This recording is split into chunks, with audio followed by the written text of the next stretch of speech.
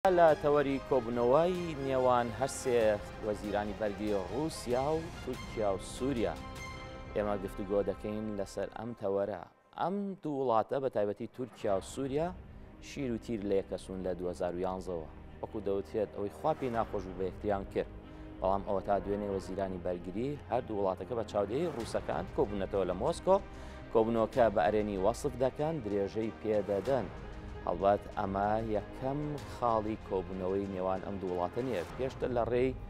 هەرپرسانی هەواڵگیری، هەڕێوەبەرانی هەواڵگیری، سەرکردەی هەواڵگیری هەردوو وڵاتەوە بە نێوەندگیری ڕووسەکان کۆبوونەوە هەبوو. ئەمە ئامادەکاری بۆ کراوە ئەوە نەبێت دوێنێ هەر لە ناکاو ئەم کۆبوونەوەی لە مۆسکۆ بەڕێوەچوو بێت. ئێستا بەڕێز موحتەسەم نەجمەدین، چاودێری سیاسی هەروە نووسەر، لەگەڵمان لە ستۆدیۆ گفتوگۆ لەسەر تەوەرەکەین. کاک موحتەسەم بەخێر بیت. لە 2011 وەکوتم شیر و تیر لە یەکەسوون، بەڵامەوە تا کۆبوونەتەوە ئەڵێن ئەرێنیە و درێژەش بە کۆبوونەوەکان دەدەین. چی وای لە تورکیا و سووریا کردووە بە مبارەکە و ئامادەبوونی ڕووسەکان ئەم کۆبوونەوەی بکەن؟ بڵێ دیارە ئێستا بڵێن لەم مەرحەلەیە قەیرانە جیهانیەکان بە تایبەتی لەسەر ئاسی گشتی زۆر قوڵ بووتەوە. ئەم قەیرانانە کاریگەری زۆری هەیە لەسەر زۆر وڵاتی، وەکو ئەگەر باسی تورکیا بکەین بە تایبەتی تورکیا گوشارێکی زۆری ناوخۆیی لەسرە، زۆریش لەسەر ئۆردوگانە، جگەلەوەی کە ئێمە ڕۆژانە ئەویستین قەیرانی دارایی لە وڵاتەیە قوڵە بێتەوە، بەهای لیرەدا ئەبەزەیە، کێشەی بڵێن قەیرانی سیاسیان هەیە، کۆمەڵێک گرفت و کێشەی هەیە. یان تا ئێستا هیچ پرسێکی ئۆردوگان ئەتوانی بڵێ بە سەرکەوتوی کۆتایی ناتۆ، یان یەکلا نەبووتەوە، یان مەز بۆ نمونە ئەوەی کە کردوێتی بەرامبەر بە کورد شەڕی فەکەکە تا ئێستا هیچ مەکسەبێکی وای نەبووە بۆ جادەی تورکی، بۆ جادەی بڵێن خەڵکی ئەو خەڵکە متعەسبەی کە دژی کوردن لاوێ، یان بڵێن خەڵکە عامەکە کە بڵێم قەزەیەم حەل کردووە، نە بە شەڕ و نە بە گوشاری سیاسیش. بۆیە پێم وایە تورکەکان ئەگەر لە یاریە سەرچەکەی سەیری بکەی ئێستاکە کەوتونەتە سەر ژێرگوشارێکی زۆر گەورەوە بە تایبەتی ئۆردوگان، دەوێت بە هەر نەوەیەک بێت چارەسەرێک بدۆزێتەوە، یان ئەو تا خۆی لەو ئیحراجیە دەرکا کە لە لای جادەی تورکی و هەم لە واقع دەولەکە شاتێک کەوتووە. باشە، بەڵام شەقامی تورکی ناڵێن ئەمە و لەچی ئەو لەچی لە 2011ەوە هەموو کارێکی کردووە بەرامبەر بە سووریا و سووریەکانیش. ڕاستە ئاوارەکانیشی لە خۆی گرتووە کە بۆ بابەتێکی ئەجەندایەکی سیاسیە، بەڵام شەقامی تورکی بەرەو هەڵبژاردنیش ئەڕۆن. ئەی ناڵێن ئەمەیانە لە چی و ئەم ئاشتەوایی ئێستا چییە؟ لێرە پێشەوەی بێمە سەرەوە پێم وایە سووریا یەکێکە لە خاڵە سێ خاڵەکەی کە ئێستا پێکدادانی نێودەوڵەتی لەسەرە، ینی کێشە لە نێوان سووریا و بڵێن ئەمریکا و رووسیا، لە ئۆکرانیا، لە تایوان، لە نێوان سین و ئەمریکا، لێرەش لە نێوان ئەمریکا و رووسیا جارێتتر دووبارە ئەبێتەوە. ینی سووریا یەکێکە لە پێگانی کە مەترسی هەڵگیرسانی شەڕێکی جیهانی لێکرێ بەهۆی ئەو ناکۆچیەکە هەیە لە نێوانیانەوە. تورکەکان لێرە ئەیانوێت کۆمەڵێ شت چارەسەرکردن. یەکێک لەوانە ئەیانوێ کە پێشتر هەوڵی ئەویانەدا پێم وایە استراتیژی تورکیا ئەوە بوو کە سووریا و عێراق داگیر بکە، یان لانی کەم بەشە کوردستانەکانی داگیر بکە بۆی بتوانێت ئەو ڕێڕەوی گواستنەوەی گازە بۆ ئەوروپا بۆ خۆی زەمان بکە، یان ئەو پرۆژە استراتیژی کە تازە بەهۆی قەیرانی نێوان رووسیا و ئەوروپا دروست بووە لەسەر غاز، ئەم ببێتە بەدیلێک و بتوانێت و کێشە چارەسەرکە. ئێستا ئەوەی بۆ نەچوە سەر، ئێستا بیر لە ڕێگایەکی ترەکاتەوە، ئێستا ئەوێ ڕێککەوتنێ بکە لەگەڵ ئەم وڵاتانەیە. ڕێککەوتنەکانی لەگەڵ سووریا ئەگەر ببینین تەبعاً بە هینە بە چاودێری ڕووسەکانە، کەواتە بەرەو ئەوە ئەکشێ خۆی لەبەرەی رووسیادا ساغکاتەوە. ئەمە ئەبعادی زۆر لەوە زیاترە کە قسەی لەسەرکەین. بەس تورکیا لەمە چی ئەوێ لە مەرحەلەی یەکەمان لەم قۆناغی ئەوێ یەکەم کێشەی کورد چارەسەرکە، دووەم 4 ملیۆن ئەو لاجئی سووری هەیە لەوێ، یان پەناهندەی سووری هەیە بوونەتە بار بەسەر کۆمەلگای تورکیەوە. کۆمەلگای تورکی ئەمانە بە هەڕەشایان بڵێن بە بارەزانن لەسەر خۆیان، ئەوێ بە هەر نەوەیەک بێت ئەگەر ڕێکەوەی ئەم بەنابەرانە بگەڕێنێتەوە شوێنەکانی خۆیان. لە خاڵی سێمە ئەوەیە بتوانێت لەگەڵ سوورەکانە ڕێکەوتنێ بکات، ئەم یان بڵێن ئەم پرۆسەی کوردی بە ئاشتیان بە تەریقەیەکی تر کۆتایی پێبێنێ، زەخت بکان لەسەر کورد بۆی لەگەڵ بەشار ئەسەدا ڕێ بکەوێ بۆی بگەڕێتەوە بۆ ڕێکەوتنامەی سوچی. بەڵێ باش ببوورە قسەکەم پێ بڕی کاک موحتەسەم، بەڵام ڕۆژنامەی عەرەبی لەندەنی کە لە لەندەن دەردەچێت دەڵێ کۆبنەوەکەی باڵ تاڵەبانی سەرۆکی یەکێتی مەزلوم کۆبانەی سەرکردەی هەسەدە هەروە ماتیۆ ماکفەرلین فەرماندەی هێزەکانی هاوپەیمانی نێودەوڵەتی لە عێراق و سووریا وای لە تورکیا و سووریا کردووە کە نزیکبوونەوەیەک دروست بکەن چونکە ئەوان پیان وایە لەو ڕێگەیەوە هەم کورد ئابلوقەیەن هەم ئەمریکەکانی ژوجودیان لە باکووری سووریا نامێنێت. بڵێ من وەکو پێشتر ئاماژەم پێکرد وتم ئەمە بەشێکە لە شەڕێکی زۆر گەورە نێوان ئەمریکا و رووسیا و وڵاتانی دەر ئەمریکەکان ڕاستە ینی ئێستاکە هەمویان دژی ئەو دەستێوەردانی تورکیا بوون لە کاروباری سووریاوانە هەوڵیانەدا بە شێوەیە لە شێوەکان مڕاعاتی تورکیا بکەن بەڵام ڕێگان پێ نادا لەوە زیاتر تەجاوز بکبێتە ئەو شوێنانە داگیرکە من پێم وایە کشانەوەی ئەمریکا لە کوردستان بە تایبەتی هەم لە ڕۆژئاوا و هەم لە باشوور ڕەنگە بۆ خۆی جۆرێک لە کشانەوە بێ لە هەموو خۆرهڵاتی ناوەڕاست بۆیە دەبینی لە سەرەتاوە هەموو و سەرکردەکانی ئەمریکا زۆر تون بوون دژی ئەوەی نابێ ئەمریکا بکشێتەوە چونکە ئێستا بە تایبەتی لە دوای ئەم گۆڕانکاریانە دەبینی خەریکە ئەمریکا عێراقی لەدەست دەچێت حکوومەتی ناوەندی عێراق بەرەی جەبهەی سینی رووسی ئێرانی دەکشێت یان لانیکەم ناتوانێت لە تەلبەندی ئێرانەکان ڕزگاری بێت. ئەمریکاش ئەو کاتە بێت چی بکابێ بەدیلی هەبێت بۆ ئەوەی بتوانێت ئەم پرۆژانی خۆیانمانەوەی خۆی لە منطقەکە پارێزگاری لێ بکە ئەوەیە کە بێت تجایەتی ئەمە بکە لێرەوە تورکیا کەوێتە بەرامبەر مووقفێکەوە تورکیا بەوەی لە ناتۆیە ئەبێ حەلیفێکی عسکەری ئەمریکیەکان بێ بەڵام لە هەمان کاتە ئێستا بۆ بە شەریکێکی ئابووری ڕووسەکان لێرەیە تورکیا کەوتوتە بەردەم مووقفێکی زۆر خراپەوە ئایا ئەم پاشەکشی تورکیا یان ئەم خلیسکانی تورکیا بەرە و جەبهەی ڕووسی سینی و ئەکە ناتۆ هەڵوەشێتەوە تەڵالە بۆ غەزالەیەکێک لە بیرمەندە گەورەکانی عەرەبە پێی وایە ئەڵێ ئەمە بەرەو ئەوە ئاچێت هەر ناتۆ شەڵوەشێتەوە ڕەنگەیکەتی ئەوروپا شەڵوەشێتەوە یعنی معادلەیەکی تر دروست بێ ئەوەی لە دنیاە ئێستا جیاکرێتەوە بڵێن دوو جەبهەیە جەبهەیەکی سینە رووسیا ئێرانە بەیەکەوە جەبەکەی بەرامبەری ئەمریکایە بەریتانیا ئوسترالیایە یعنی وڵاتانی کە بەنگلیزی زیاتر قساکەنەوەن یعنی ئەم دابەشبوونە وای کردووە وەک هەمان سەردەمی پێش شەڕی جیهانی دووەم دوو میحوەر دروست بێ یان دوو جەبە دروست بێ دووبەرە لە زۆر شوێنە تەسادومیانەیە لێرەیە تورکیا تا ئێستا سیاسەتێکیە بووە دارەکەی لە ناوەڕاستە گرەوە تەنانەت لە شەڕی ئۆکرانیا دەبینی هەم مڕاعاتی ڕووسەکانەکە هەم لەگەڵ ئۆکرانیەکان و لەگەڵ ئەمریکیەکان هاڕوە ڕەنگە لە سووریا ئەمەی بۆ نەچێتە سەر ئەمە لەواچێت لە ئێستا بەداوە کاتێکە ململانێ و پێکدادانەکان خۆڵترە بنەوەی کێشەکان ئەمە بۆی ناچێتە سەر بۆیە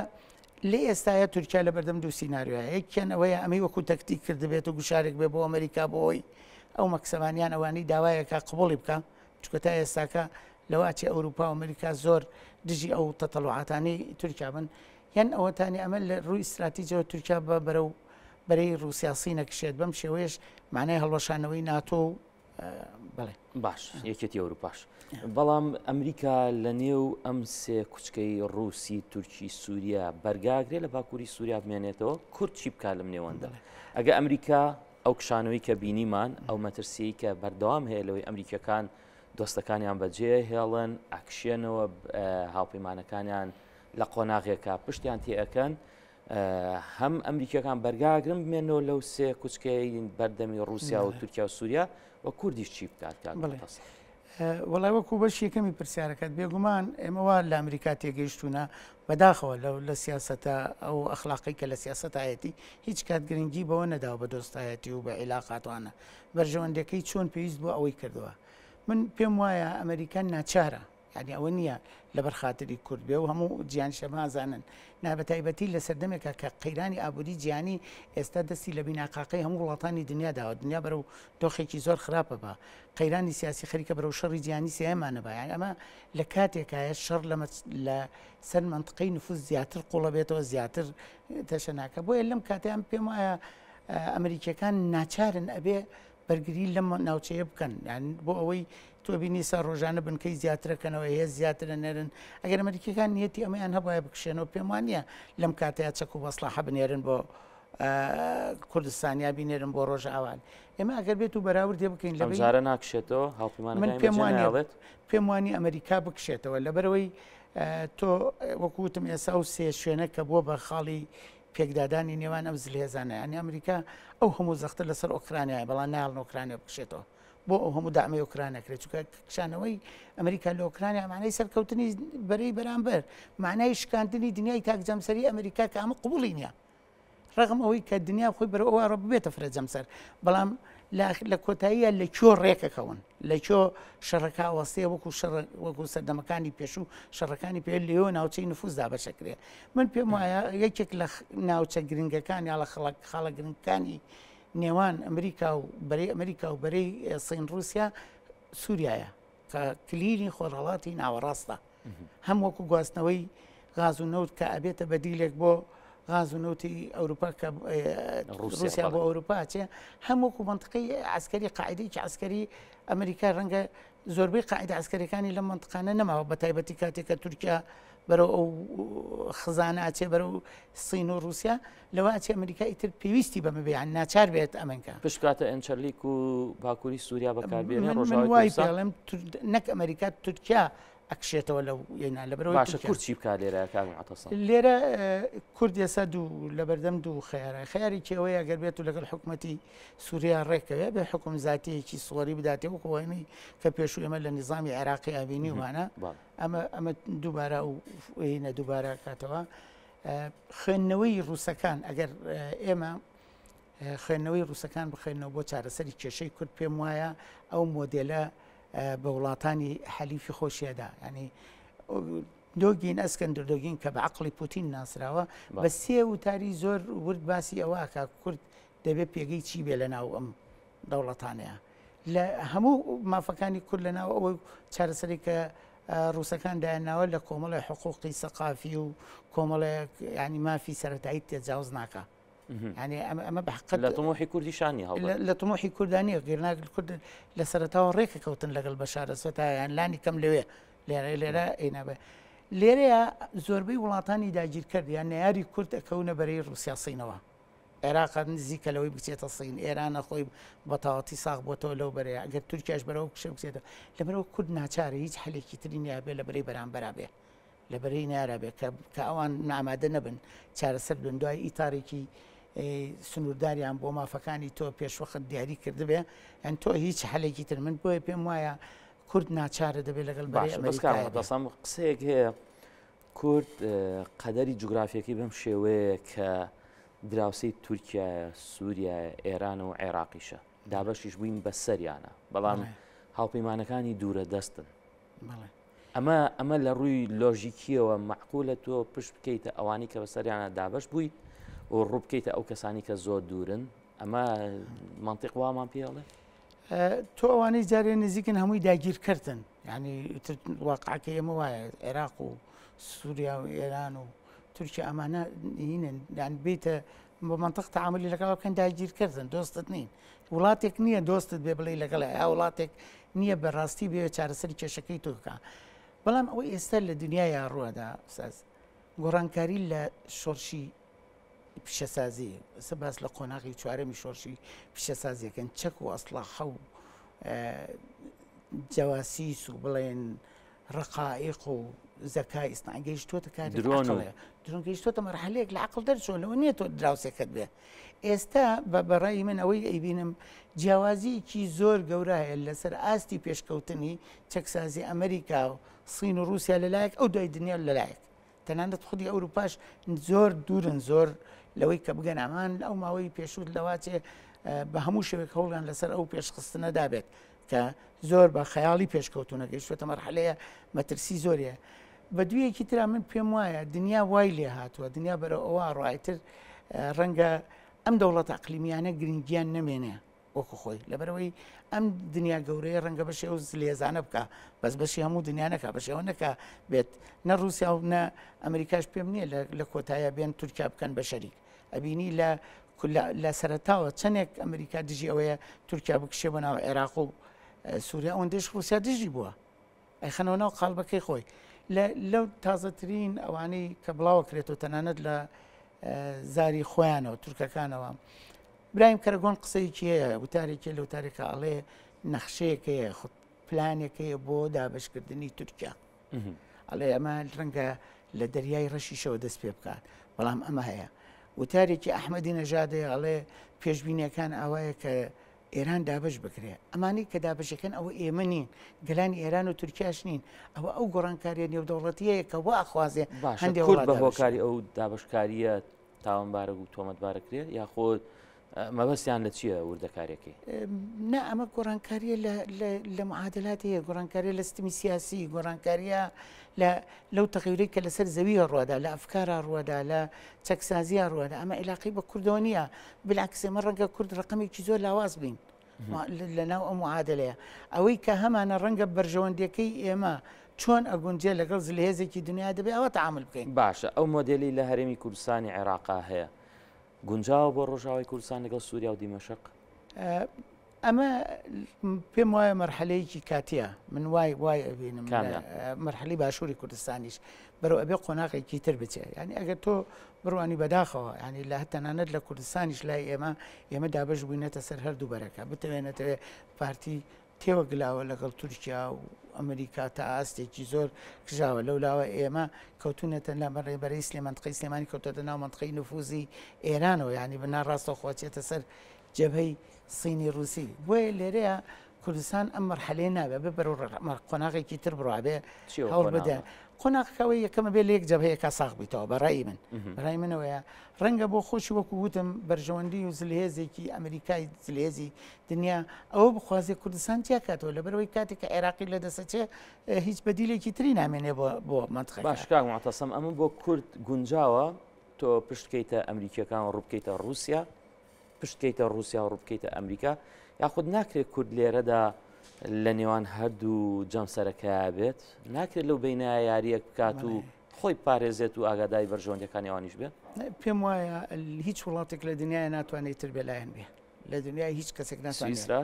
هیچ وڵاتیش ناتوانێت تەنانەت ئەوروپاش لەبەرەوەی دنیا وەکو چۆن وتم جارێتتر داڕێژەوە خەریتەی دنیا داڕێ بەڵام هەمان ئەمە مەسەلە دڵخۆشکەر نییە ئەمە مەترسیە ینی ڕەنگە ئێمە تیا بچین ڕەنگە لە ڕووی هینیشەوە نەک لە ڕووی سیاسیشەوە لە ڕووی ینی کۆمەڵایەتیشەوە ئێمە تیا بچین تووشی ڕووسەکان ئەڵێن 2023 جیهان دابەشە بێتەوە مەبەستیان لە جەمسەربەندیەکی نوێ یاخود مەبەستیان لە چی؟ بێگومان ڕووسەکان و سینەکان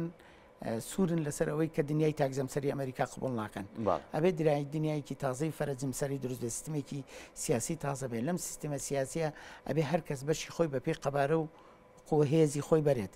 لەبەرەوە ئەمانە بام تا ئێستا ئەمریکەکان سوورن لەسەرواڵێن دنیا بێت دنیای تاکزەمسەری بەردەوام بێتە بێ هیچ بەدیلێک نییە بۆ ئەم سیستمەی کە ئێستاکە ئەمریکا تا ئێستاکە بەڕێوێ بە بۆیە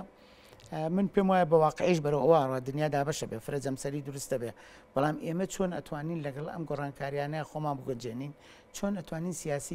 سیاسەتێکی تەندروستمانە بێ هەم ملەتەکەمان بپارێزین هەم ئابوووریەکەشمان چونکە هەڕەشی ئەنی ئەوەی کە ڕووەدا لە دنیاە پێشکەوتنی تەکنۆلۆژیا و قەیرانی ئابووری دنیا وڵاتان بەرەو ئەزمەیەکی گەورە بە کورتی 2023 ئەو دابش بوونە و ئەو دابشکاریە تازەیە بینین یاخودنا نزیکیان دوورە؟ من پێم وایە ئەوەی تاریک شمەیە پێم وابێت لەسەرەوەی 2023 ساڵێکی زۆر قورسە بێ بەداخەوە نەک بۆ ئێمە بۆ هەموو جیان لەبەرەوەی قەیرانی ئابووری و قەیرانی سیاسی و ئەگەرەکانی هەڵگیرسانی شەڕی جیهانی زۆر نزیکە بێتەوە زۆربەی پێشبینیەکان پێیان وایە کە قەیرانی ئابووری تا 2025 بەردەوامە بێ ئابووری جیهانی هەندێکیان پێیان وایە تا 2030 ئەڕوام قەیرانە ئەم قەیرانە لە ئەزمموی پێشووە لە قەیرانی ساڵی 1920 تەنها بە حربی عالەمی دوم چارەسەر کراوە ئێستاکە زۆربەی پێشبینەکان ئەڵێن حربێکی عالەمی سێم دروست نەبێت بەرگەناش نابێت سپاس بۆ تۆ سپاس بۆ بەڕێز معتەسەم نەجمەدین چاودێری سیاسی نووسەر لە تەوەری یەکەمی گفتوگۆکەی ئەمڕۆی تایەک لەگەڵمان بوو.